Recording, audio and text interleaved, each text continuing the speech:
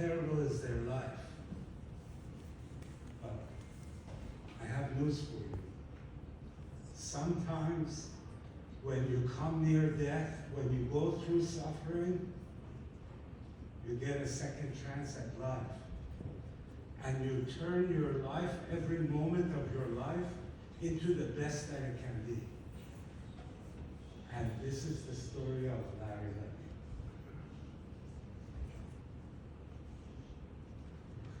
Our father came here in 1950 to receive a telegram from my mom that she's pregnant. He came here to build his empire. We had a 2-year trip. And it was not, Larry didn't meet his dad till he was 2 years old.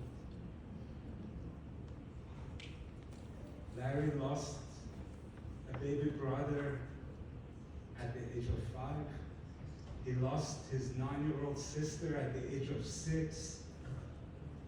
By 7, he came to America, and the kids tried to teach him a lesson by leaving him in the streets to find his way.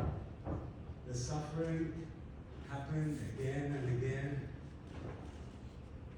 but it turned him strong. We went back to Iran when he was 12, and within 3 years, he almost finished all of high school education in 3 languages, English, Farsi, and Hindi. And then by the time he was 15, he came back to America, and he worked for himself. He worked after school, he worked weekends, he worked Kavim, he worked summers, and by the time we came back to America a few years later, and business wasn't so good, he gave the seed money to my father to start what is LeVian. He was so strong from those painful things that happened to him. Instead, it turned him into an Iron Man. It turned him into a strong person.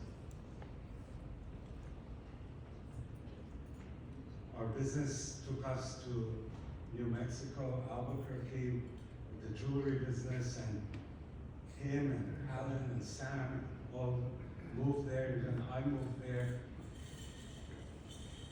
And our paths crossed with Palestinian family who befriended us. And little did we know that these were thieves who were robbing other jewelers and sending the money back to the PLO. And while they were proclaiming to be our friends, not only did all of us get robbed, but they robbed Larry for over $1 million in diamonds. And when he found out, they put up a Jewish man to come and con him. And when he found out that it was that family, they put a bomb on his car.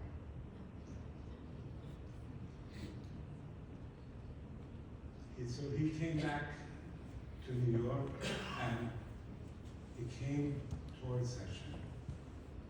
And not only did he come towards Hashem, but he brought everybody else. He was one of the first Nashadis that came towards Hashem to study Torah, and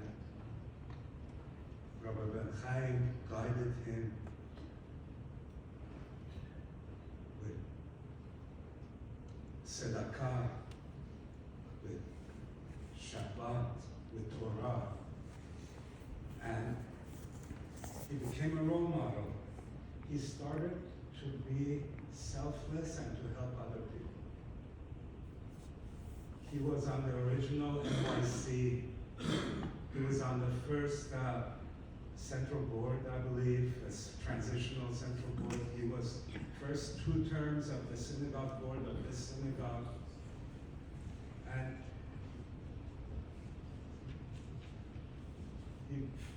he published the shmooze for decades that everybody loved. He wanted people to spend their Shabbats with family. So he wrote engaging stories that people like to stay home and read and enjoy. So make it fun for them to be home at Shabbat.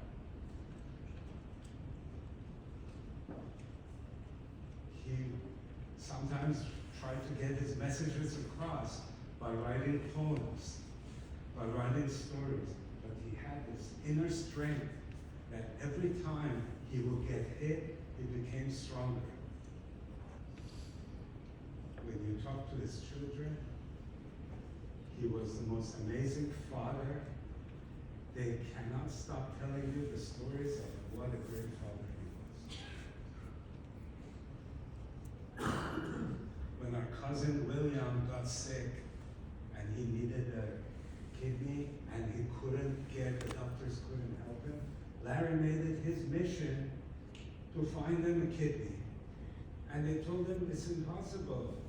The doctors can't find it, the foundations can't find it. What do you think you can do? But he didn't give up. Not only did he find a donor, but after he successfully was able to help William get a kidney transplant, he convinced the donor now to become his ambassador to help find other people to donate their kidney for saving other lives. There are many stories about the things he did and people he helped, that people who were different situations, whether it was somebody, a rabbi that mentored him who had a sick child, and the rabbi died, and he, for 30 years, brought up this child with money, with love, with time, with care, with everything, as if it's his own. He had a friend who was addicted to drugs. He spent so much time talking to them and helping them and trying to save that person. He ended up with the kidneys, he ended up saving multiple people. He started the UMJCA Emergency Fund. And not only did he save people with the kidneys, but he also was helped. The first person that got the IVF that resulted in a Mashani baby being born was helped with the money and the help of Larry.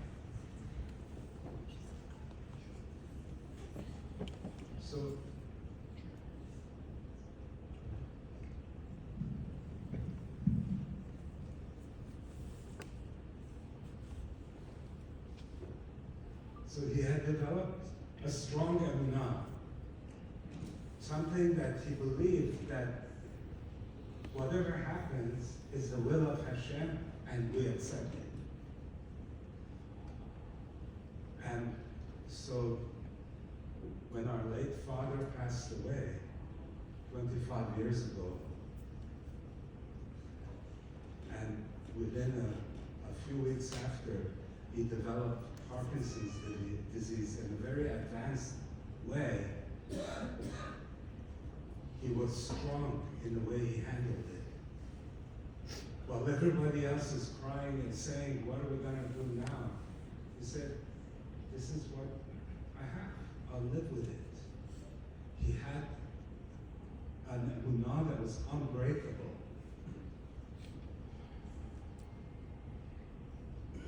And he didn't lose any opportunity to give to the community, to give to the family, to show his life for his beautiful love of his life, Angela. There was not, he would never forget a birthday, an anniversary, Hanukkah. In our company, whenever there was a beautiful piece of jewelry missing, and we would search for it, we found that it was in Larry's line.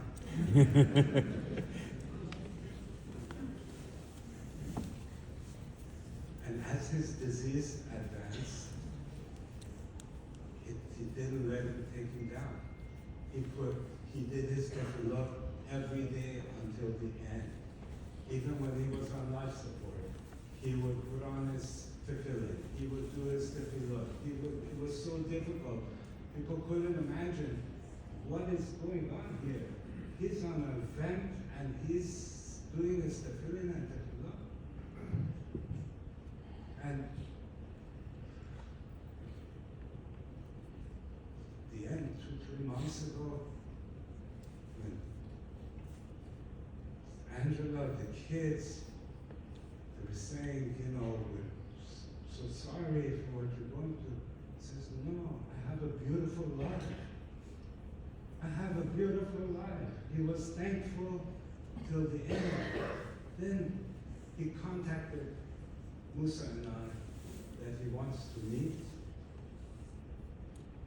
And he was somehow magically, after a year in rehab and so forth on the vent, he was able to come home for 6-7 months.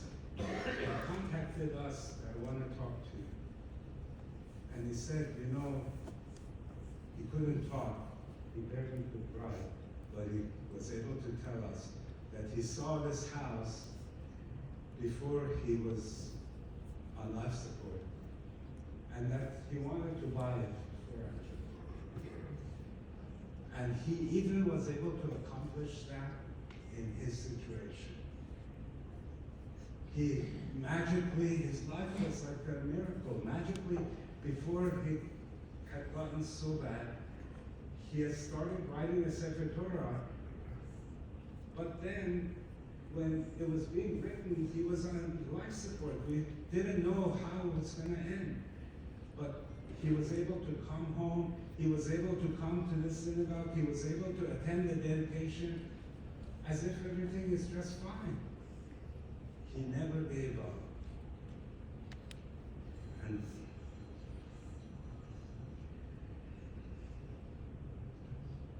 And I have to say,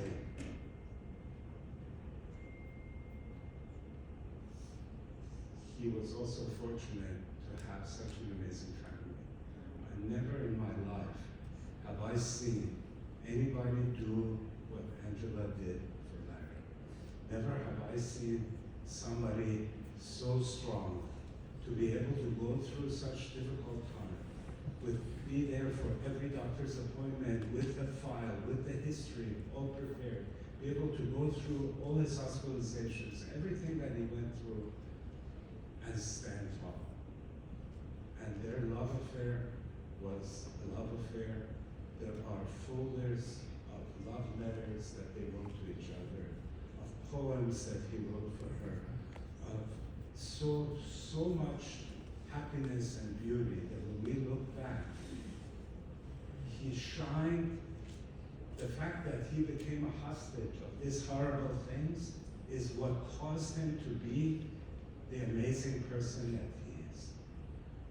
So, you know, last year, Pamela Ziv called and said the plot came up in Israel. They said, do you want to buy it? You have to decide in a couple of days. He bought it. So we went to Israel to bury him. Little did we know what had happened. We end up going, we thought, you know, everybody thinks, should I have a plot in Israel? Do I want all my family to drive over there and back? And is this the way? You have no idea what happened. When we go there to the plot, this is in Har HaZeitim, in a prime location. Somehow, magically, last year they had expanded a small strip and a handful of plots had opened up that he was able to get his hand on. They don't allow the family, the wife, the children to come inside the cemetery, so they were all upset that now they're going to bury them and he won't be able to even see it. As it turns out, his plot is right on the top by the road, so they could all stand on the other side of the wall and see the whole burial.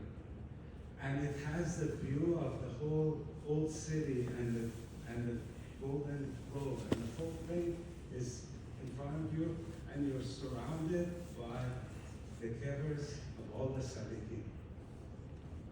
it was so surreal to see that somebody that turned his life into helping others, into doing good for the community, is now buried in a prime place next to all this effort.